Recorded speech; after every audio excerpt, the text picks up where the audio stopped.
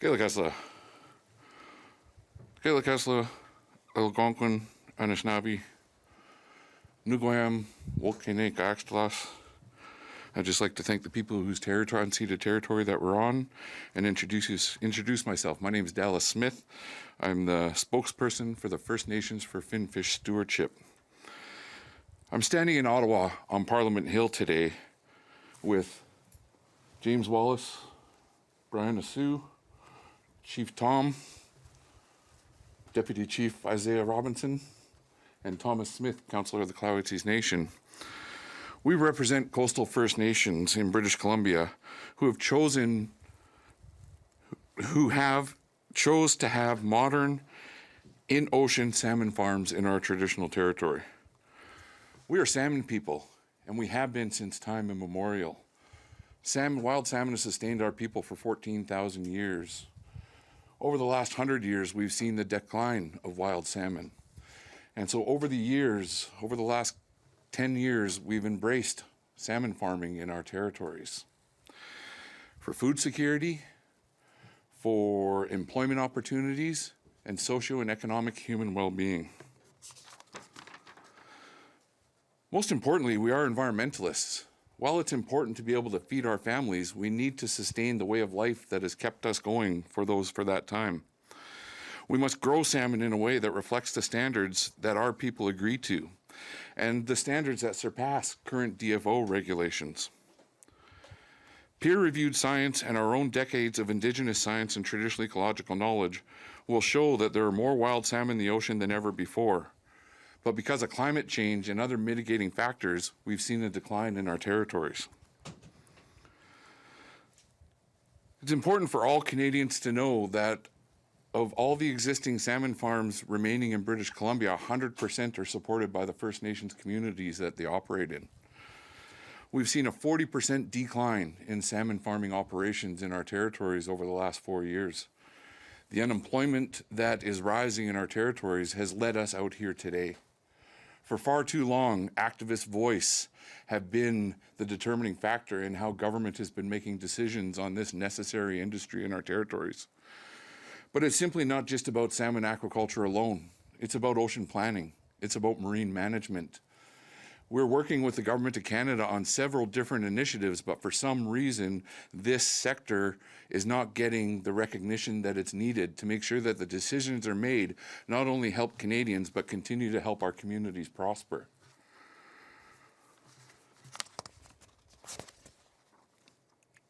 We're asking the Government of Canada and Canadians to recognize that just like every other resource sector in Canada, the industry practices and technology in salmon farming have improved and modernized while regulations have increased. We also need to remind Canada to walk the talk on reconciliation.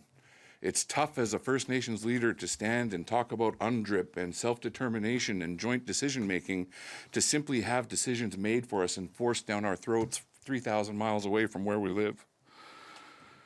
We need to recognize that transition has already taken place with a 40% reduction in the industry to date.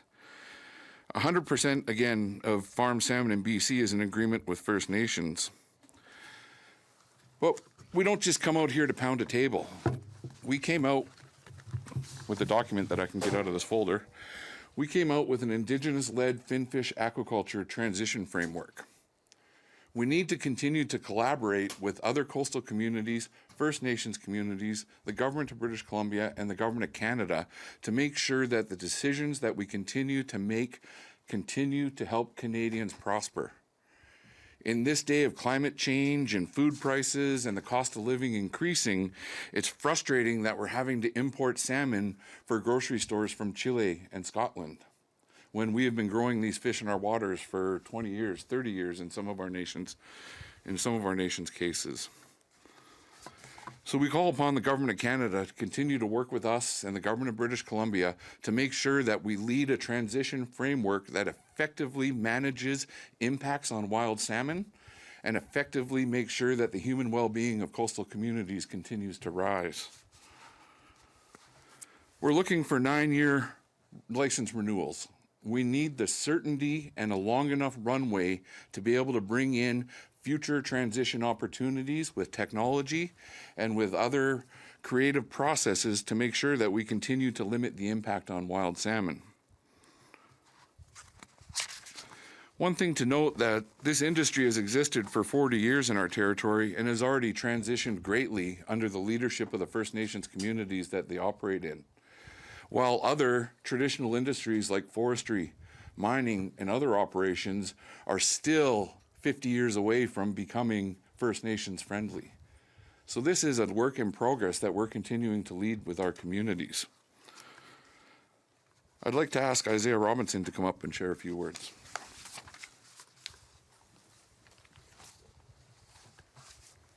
Good morning, my name is Isaiah Robinson. I live in the community of Kitasoo Xai'xais.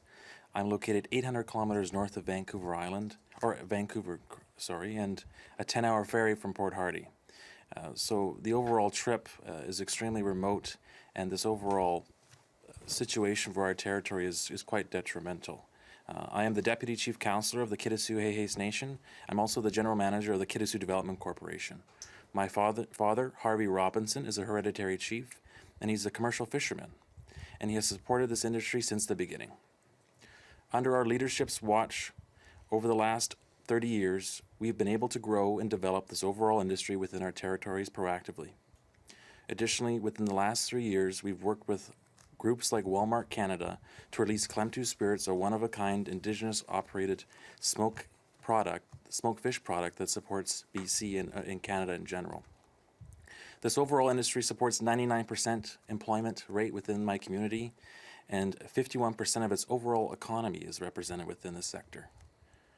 It makes no sense to shut this industry down. There is no industry that can fill this space for us in such a remote community in British Columbia. Because of the work, dignity that comes with salmon farming in this industry, we have had no suicides within our community within the last 18 years. This prior to that was significant and is something that, when it comes down to managing our people, my goal as an elected official is not to manage poverty. It's to manage growth and a better future. The overall modernization of the salmon aquaculture industry, and with our partner MOE, has been a path of growth and strong futures together, hand in hand. I just got back from Scotland, where I met with regulators and toured facilities that showed the new technologies that could be brought to our operations within our territories. But if the companies do not have certainty and a runway to make millions of dollars for investments that are needed, it won't happen. 40% of the fish farm industry has already been closed within British Columbia, and the people down on the coast have lost tons of jobs. Transition of this industry has already happened. I can tell you that what else has happened with the number of shifts that have been reduced with our overall operation locally due to decisions that the Government of Canada has decided. Canada, the Canadians, and First Nations want reconciliation. We want a blue economy. A strong rural coastal communities are a must.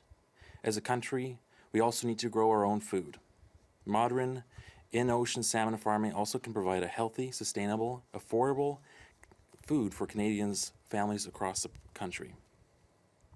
The farm salmon that you feed your family should not be coming from Norway, Chile, Scotland. It should be coming from Canada. It should be coming from our territories. It just makes sense. As Dallas said, we are the stewards of our territories. We are salmon farmers. We have always managed these fish in our territory, and we will continue to do so. Thank you. Here's Dallas. Thank you, Isaiah. For far too long, activist voice have determined the path that our nations are going down.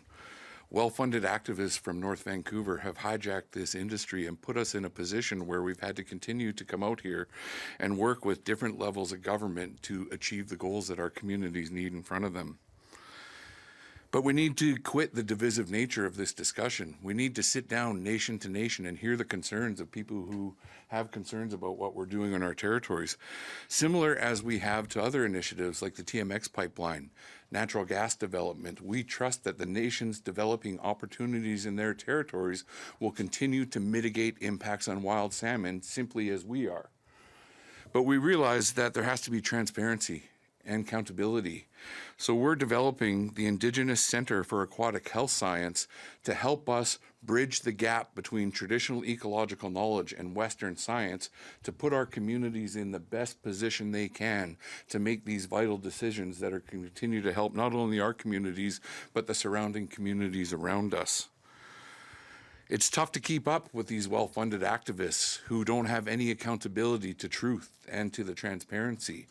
We understand that another campaign will be coming forward, and so it's important for us to continue this dialogue and continue to keep the pressure on both the Government of Canada and the Government of British Columbia to work collaboratively with our nations to make sure that the decisions are made are in the best interest of all Canadians.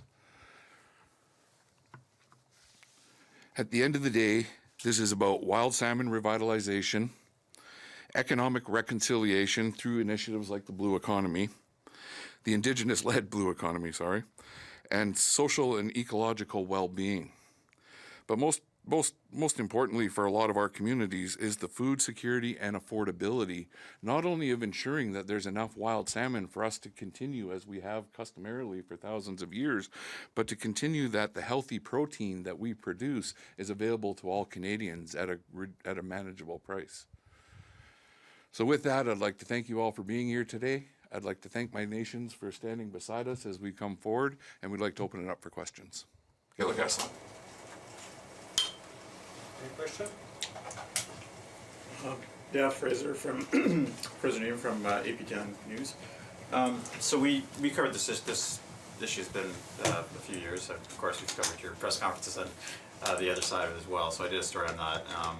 And one of the things that I know you're saying climate change is one of the main reasons for the depletion of the stocks, but they and it's First Nations part of that group too, pointing me to reports and science that's been done that says it's not just climate change, but it is actually these open net farms that can lead to disease of salmon stocks, things like this, and reports and whatnot. So I'm wondering if they do have some scientific reports that they quote to, and they've led me to. Do you have any similar reports to rebut sort of what they're saying, or?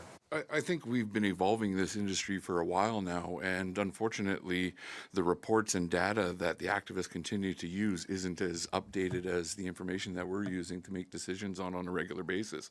Just like your iPhone, the technology that we're using to help mitigate some of those concerns and impacts has changed over the last 5 years, just as other technology has.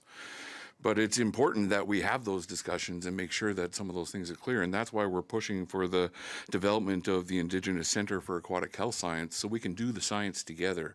Because so much of this has been about dueling science. Activists like to take one paragraph out of an 1,100-page report like the Cohen Commission and use that as something going forward. And we need to sit down collaboratively and actually go through these issues collectively to make sure that we're all understanding what is an impact, what isn't, and how do we mitigate them. Okay, and so is that, where can I find some of that or written down or just to quote it? Yeah, I'll have someone follow up with you from my office to put you onto some of the data that we're using. Okay, sure. And I guess that you have a report that you brought. Can I get a copy of Yes. that as well? Yeah. Okay. So in just to follow up to that, or I guess I'm asking the third question, the only one here. I guess the counter group, as they were here lobbying the fisheries minister to move more quickly on this moratorium. I assume maybe you think the government is moving too quickly, or what would you like to see? Because I know that if I interviewed him a few weeks ago, and so not against necessarily, like you're saying, working with government and other stakeholders, but what would you like to see, I guess, happen in terms, because the moratorium is going forward, would you like it to not go ahead fully or to be slowed down, or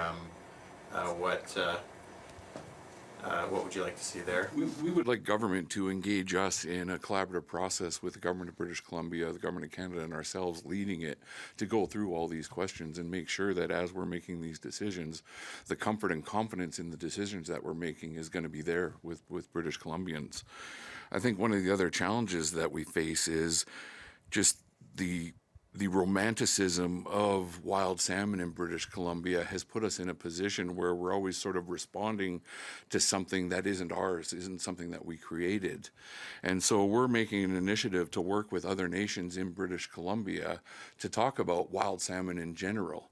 It's too easy to point a smoking gun at one industry for the decline of something that's been in a free fall for 50, 60 years now. And so we need to look at all the contributing factors and obstacles to the recovery of wild salmon and collectively talk to them, because we know they're migratory. But this is a rights and title issue. We need to have the ability to make the decisions that affect our territories, and we need to have the confidence in a nation-to-nation relationship that we can continue to have those dialogues. But doing it through activists and through the press hasn't really gotten us very far. Is one of the reasons why we've traveled out here, to make sure that we can make it clear to Canadians and British Columbians that we want to continue to have this discussion, and we need to see this opportunity continue and not be taken away from us until we understand the actual ramifications of that. And I guess I'll ask one more question, if it's okay. So the minister has this report, but of course they can change how they implement the moratorium if they go fully. Do you want them to see? From your point of view, do First Nations need to have some sort of open net salmon farm industry to be sustainable, or is what they've said is what they're saying unworkable? Well, we need to continue to look at transitions to limit the impacts on wild salmon. The technology is changing on a regular basis, and one of the things we're doing is we're in discussions with British Columbia to talk about the infrastructure needs of bringing more technology forward. The lack of hydroelectricity in a lot of these remote communities is really a barrier to some of the new technologies being implemented. But it's a discussion that we're having regularly with industry, government, and like Deputy Chief Isaiah talked about, he's been to Scotland, and our chiefs have been to Norway to look at what the potential is, but we need to make sure that we set up the infrastructure there. But we're fairly confident that the net pens aren't the problems right now. There's other issues that need to be dealt with and managed with when it comes to the recovery of wild salmon, and we're going to continue working to see that through. Right. Yeah, I guess I do have one more.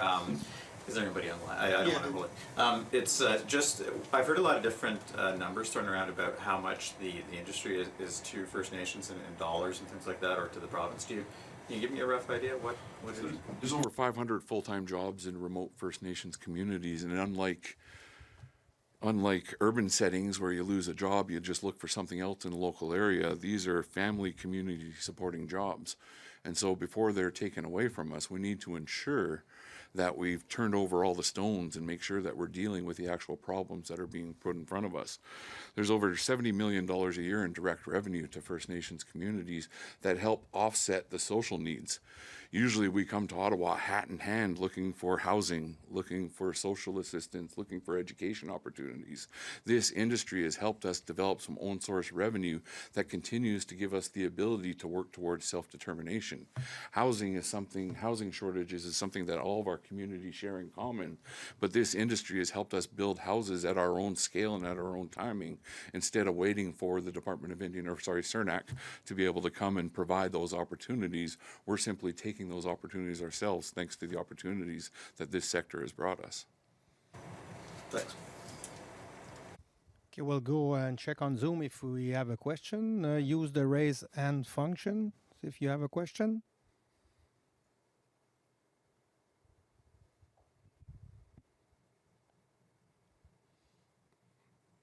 Once again, if you have a question on Zoom, please use the raise hand function.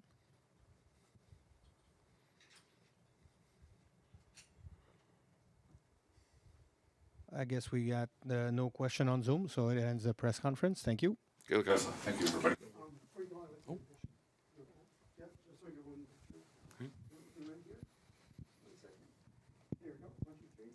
Recording stopped. We're going to say one more from up here.